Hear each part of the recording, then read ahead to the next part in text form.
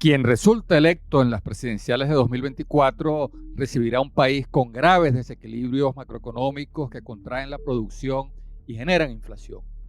El nuevo gobierno recibirá una industria petrolera en ruinas y heredará una enorme deuda social. Tendrá que hacerle frente al grave deterioro de los servicios públicos de agua potable, electricidad,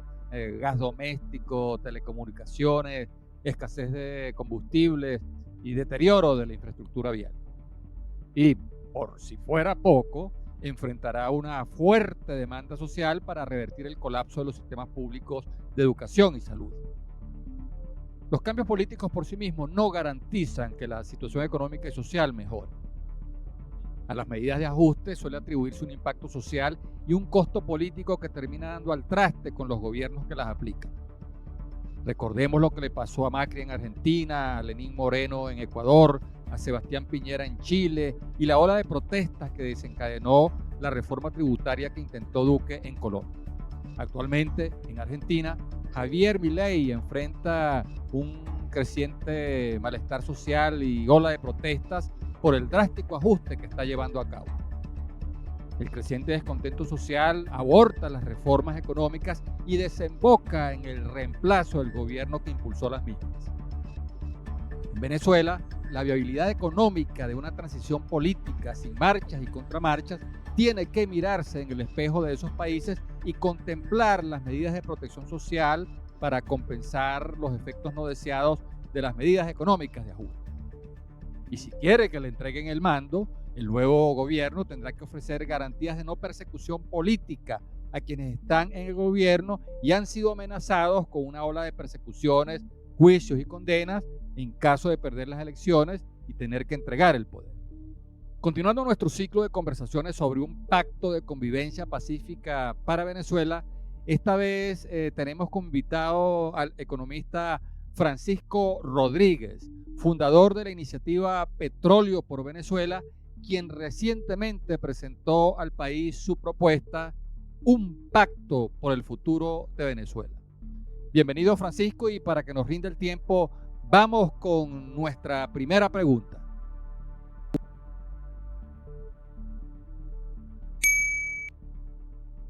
¿Cuáles serían los principios rectores de un acuerdo de gobernabilidad en el que los actores en pugna dejen de verse como enemigos y pasen a ser aliados en un gran proyecto de reconstrucción nacional?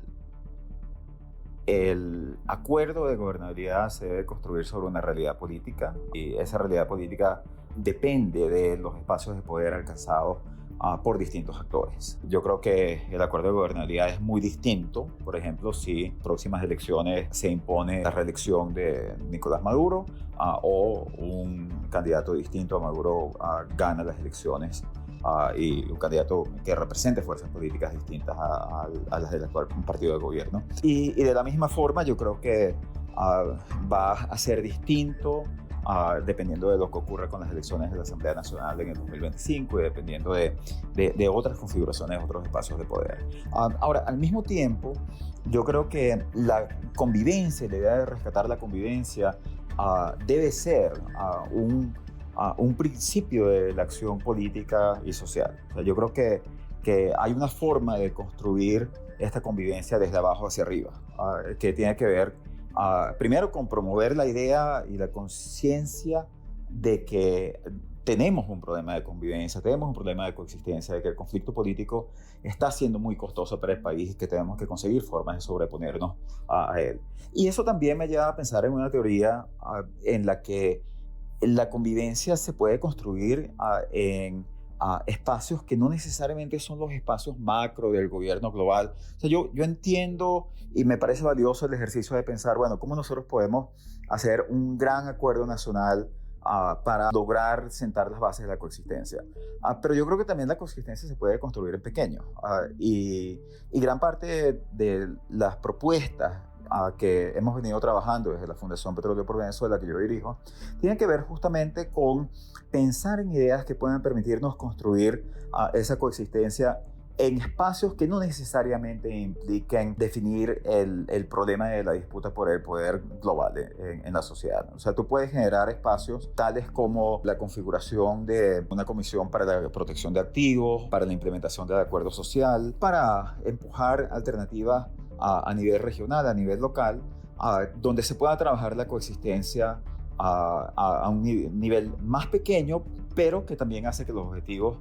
sean mucho más factibles, viables y que no dependan necesariamente de los grandes actores que hasta ahora han sido determinantes de la incapacidad de diseñar esa coexistencia. Por lo tanto, yo creo en una teoría de cambio que viene mucho más desde la sociedad civil, viene mucho más desde las fuerzas vivas, involucra la participación activa de agrupaciones sindicales, de gremios empresariales, de organizaciones de la sociedad civil, incluso asociaciones de vecinos y de consejos comunales, donde se trate de construir en todos los espacios distintos y en el espacio del debate público la conciencia de que tenemos que conseguir formas de resolver los problemas, y a veces hay problemas pequeños que se pueden resolver con la participación de ciertos actores, a veces hay problemas más grandes que se deben resolver con la participación de actores de peso mucho más nacional o global. Yo creo que una de las formas en las que uno puede pensar en esta iniciativa es a través de un llamado a un proceso de diálogo nacional que no sea impulsado desde los actores políticos y que no sea principalmente llevado por los actores políticos, sino que venga de las mismas organizaciones de la sociedad civil, con el peso de, por ejemplo, las agrupaciones religiosas, distintas denominaciones, las universidades y las distintas agrupaciones gremiales, laborales, que puedan llevar a cabo una convocatoria robusta, una convocatoria en la que los representantes de los sectores políticos ciertamente tengan un espacio ahí, pero no sean los que monopolicen la discusión, que es lo que ha pasado ahora con los esquemas tales como el esquema de Barbados. Y por supuesto, como te decía, va a haber una serie de eventos electorales, y esos eventos van a tener sus resultados, y eso va a afectar la configuración de este tipo de acuerdos. Y yo creo que, si bien la tentación puede ser pensar en un acuerdo dirigido desde el gobierno y pensando en un cambio de gobierno, yo creo que también tenemos que pensar en acuerdos que están a otro nivel y que se implementan a otro nivel. Y yo, por ejemplo, una institución de la que me parece muy importante partir e incorporarla en este proceso de reflexión es, bueno, el Consejo Federal de Gobierno y más generalmente las gobernaciones, las alcaldías, los gobiernos locales, porque ahí nosotros vemos, como resultado de las elecciones del 2021 y sabemos que habrá otras en el 2025, vemos una configuración de gobiernos donde están representadas distintas fuerzas políticas, está representada la pluralidad de las fuerzas políticas. Entonces ese es un espacio, y ojalá a la Asamblea Nacional electa en 2025 también reflejen una realidad plural, porque esos son espacios naturales de diálogo para tratar de construir estos procesos de transformación.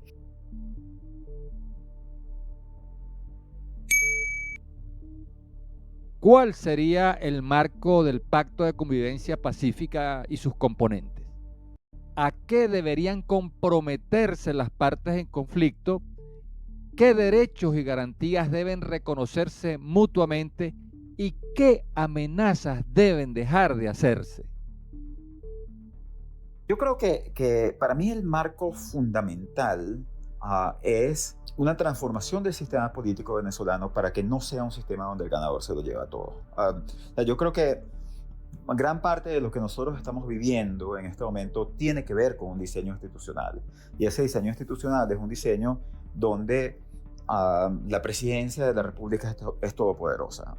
Y ese mismo diseño está muy reñido con los principios básicos de un Estado democrático. Porque en un Estado democrático tiene que haber no solo elecciones. O sea, nosotros pensamos mucho en que la democracia son elecciones y las elecciones son un componente de la democracia, pero un sistema democrático también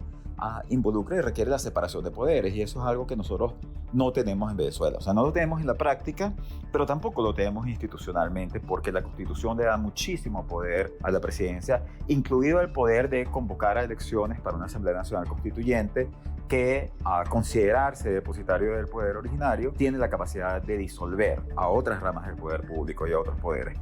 Entonces, eso te genera una situación en la cual un presidente recién electo, o sea, quien quiera que gane unas elecciones, puede subordinar a los otros poderes a su poder solo con la amenaza de llamar una Asamblea Nacional Constituyente. Ese es un ejemplo de los muchos problemas de diseño institucional que nosotros tenemos, que creo que tenemos que corregir. Y eso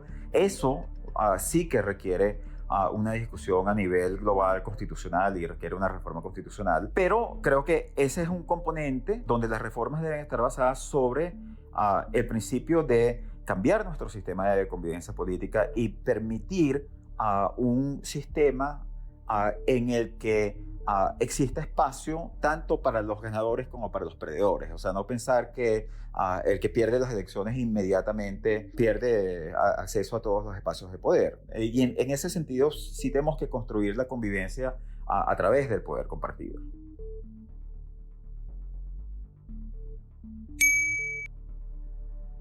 ¿Hasta dónde puede llegar la justicia transicional? ¿Qué violaciones de derechos y delitos cometidos por el gobierno, la oposición o los organismos del Estado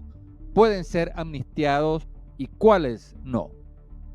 ¿Quiénes pudieran ser favorecidos por las medidas y quiénes no? Es importante aquí entender que si parte del principio básico es que tiene que haber separación de poderes y que tiene que haber un control sobre el poder del poder ejecutivo, entonces eso también quiere decir que tenemos que reconocer que tenemos un marco constitucional y que hay que hacer cumplir esa constitución y esas leyes. Y el marco constitucional pone restricciones sobre cuáles son los delitos que pueden perdonarse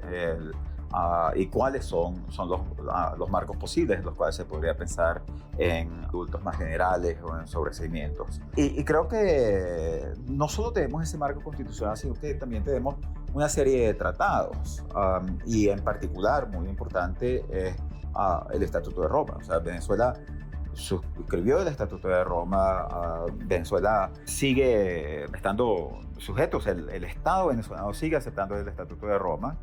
y creo que eso se debe mantener, y eso quiere decir que hay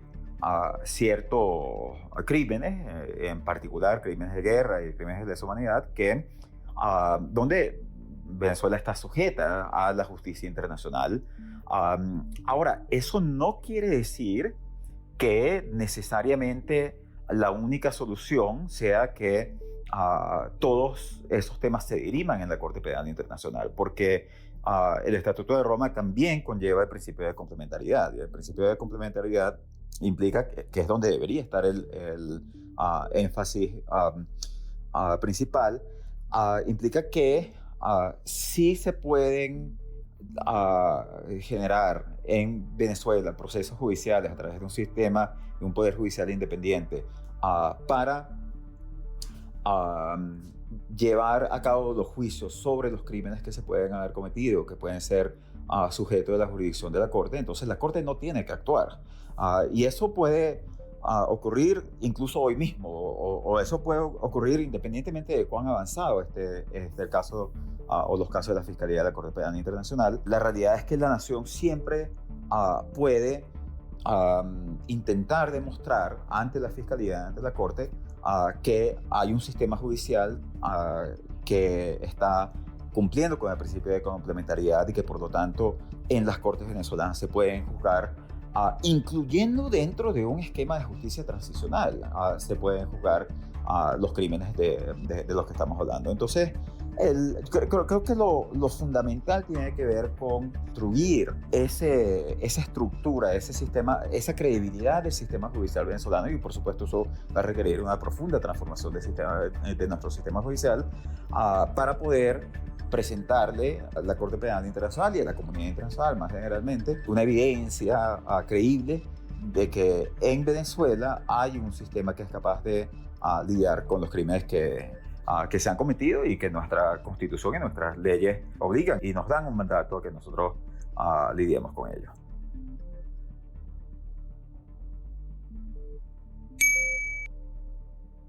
¿Cómo se designaría en ese pacto el alto mando de la Fuerza Armada Nacional Bolivariana, el ministro de la Defensa y el director de la Policía Nacional? Ya aquí estamos entrando en una situación donde el escenario de forma mucho más concreta es el escenario de un nuevo gobierno o el escenario de un gobierno de unidad nacional. Y creo que aquí tiene mucho sentido que en Venezuela se dé el planteamiento de un gobierno de unidad nacional y en particular un gobierno que permita lograr un nuevo equilibrio en el cual las partes del conflicto político y las partes que tienen impacto sobre el país y sobre las condiciones del país, sea a través de su poder interno o sea a través de su poder internacional y de sus aliados internacionales, puedan comprometerse a dejar a un lado ese conflicto y a impedir que la política siga contaminando la economía y que dejemos de vivir en este campo de batalla política en el que se ha convertido nuestro país. Y creo que algo que es bien importante entender es que las dos partes extremas de este conflicto político, y enfatizo que son dos partes extremas porque yo creo que hay un amplio sector de venezolanos y venezolanas, incluyendo altos dirigentes dentro del Partido Socialista Unido de Venezuela y dentro de la Mesa Unidad Democrática o la Plataforma Unitaria, que sí creen en la coexistencia y que sí pueden participar en un proyecto de coexistencia, pero también creo que hay unas partes extremas que son muy reacias a aceptar esa coexistencia y son las partes que han secuestrado los procesos de toma de decisiones y por lo tanto nos han metido en este conflicto continuado en el que nosotros estamos viviendo. Y yo creo que una realidad es que ninguna de esas partes extremas puede garantizar la sostenibilidad económica y política del país. O sea, yo creo que, para ser de hecho muy crudo, yo creo que ni Nicolás Maduro puede garantizar la sostenibilidad política y económica del país y la estabilidad del país, ni María Corina Machado puede garantizarla. Porque estos dos grupos se definen como no dispuestos a aceptar la coexistencia con el otro. Y mientras eso siga ocurriendo, entonces nosotros podemos esperar una presidencia de Maduro marcada por la misma conflictividad internacional y las mismas restricciones al acceso a la economía mundial que hemos tenido durante los últimos 6 años. O podríamos imaginarnos una presidencia, fuese de una María Corina Machado o de alguna persona representante de esa filosofía política que ella encarna, que también se define por la idea de que el chavismo no va a tener espacios de poder y que por lo tanto sería muy difícil para esas personas lidiar con una realidad concreta. Y la realidad concreta es una realidad de poderes públicos, los cuales están ocupados por personas que han sido nombrados por los gobiernos chavistas y han sido nombrados casi en su totalidad durante los gobiernos de Nicolás Maduro y por el chavismo. Entonces creo que si nosotros tratamos de pensar en serio sobre cómo sería un gobierno de ese tipo, también nos conseguiríamos con que habría problemas de gobernabilidad enormes, a menos que ese gobierno, que es un desenlace posible, decidiese que lo que tiene que hacer también es sobreponerse a los poderes públicos existentes, constituidos, y eso podría generar aún más conflictividad a lo largo de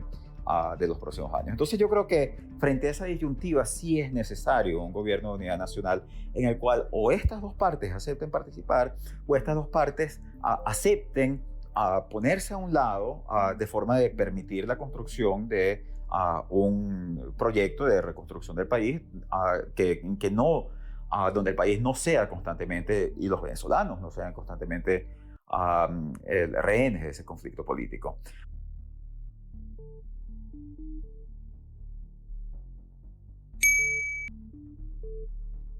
¿Es viable y conveniente la conformación de un gobierno de coalición entre el gobierno y la oposición que contribuya a la gobernabilidad postelectoral?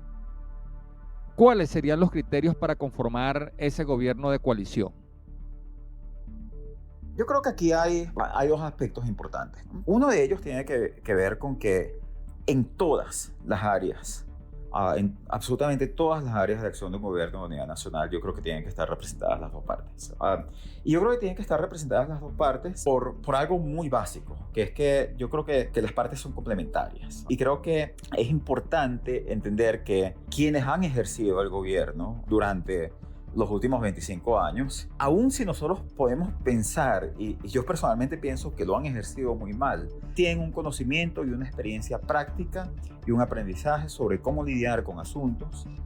del país que no se puede pretender borrar de una. O sea, nosotros tenemos aquí una experiencia que ha sido muy costosa, pero que ha llevado algunos resultados en lidiar con el tema de inseguridad. Nosotros tenemos experiencias en términos de política social, nosotros tenemos experiencias en términos de cómo lidiar con el aislamiento internacional, que por cierto, relacionado con el tema de sanciones es algo que probablemente tampoco se va a ir de la noche a la mañana.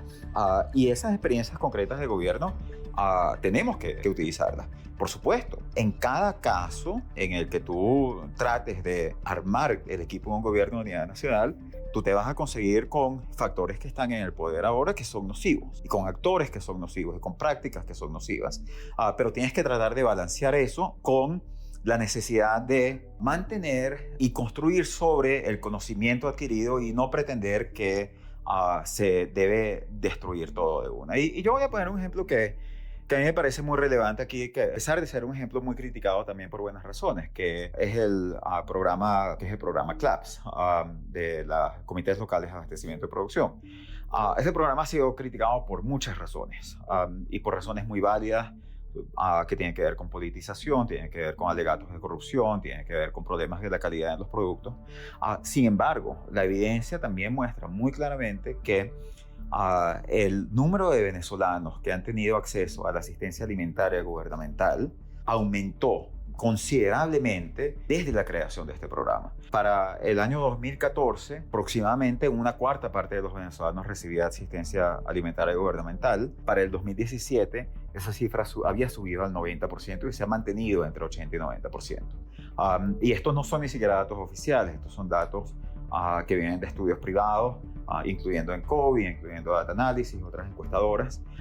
Entonces, el programa tiene muchas cosas que están mal, pero el hecho de que a los venezolanos les lleguen alimentos con cierta regularidad que dista mucho de ser la ideal, pero que es mucho más que lo que recibían antes.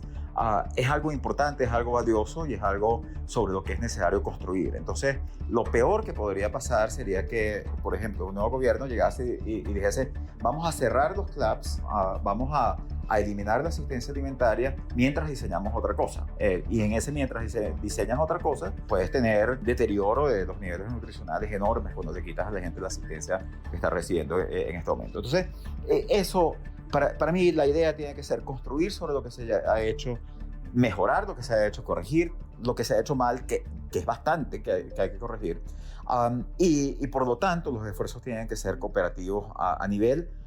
de todo, o sea, a nivel de economía, a nivel de política social y a nivel de seguridad y defensa. Ahora, dicho eso, yo también creo que hay un esquema lógico que tiene que ver con tanto con la necesidad de otorgar garantías como con la complementariedad que pueden tener distintos actores y distintas fuerzas políticas. Yo creo que los actores más alineados con la oposición y que no han estado en el gobierno tienen no solo más experiencia, sino más capacidad de reformar las políticas económicas y ayudar a integrar a Venezuela en la economía mundial. Entonces, si la pregunta es, digamos, ¿quiénes deben llevar el Banco Central de Venezuela, el Ministerio de Finanzas, la relación con los entes multilaterales? Yo creo que esos deben ser personas que nosotros tradicionalmente o asociaríamos con la oposición o asociaríamos por lo menos con el conocimiento técnico, pero no con los equipos tradicionales del gobierno. Y yo creo que de la misma forma también a nivel de seguridad y defensa se cumple lo contrario. Yo creo que quienes tienen